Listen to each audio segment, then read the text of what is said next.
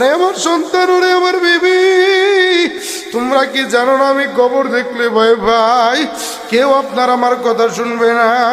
বাসান রে আবার কবরের উপরে চাটাই দিয়া মাটি দিয়া কবরটাকে ভরিয়ে দিবে। আল্লাহর নবী হাদিসের ভিতরে বলেন, যখন মানুষগুলো মাটি দিয়া কবরের উপরে বাড়ির ভিতরে চলে যাবে, আল্লাহর নবী হাদিসের মাঝে ইরশাদ করেন, আরে দুনিয়ার মানুষ যখন কবরের পাশ দিয়ে হাঁটিয়া হাঁটিয়া বাড়িয়া যায়, বাড়ির দিকে যায়, কবরস্থ ব্যক্তি কবরের ভিতরে শুয়া শুয়া তাদের পায়ের আওয়াজগুলো শুনতে পায়।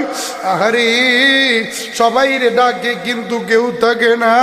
ও বাজান, যদি আপনি ইমানদার হয়ে যান, ওই কবর আপনি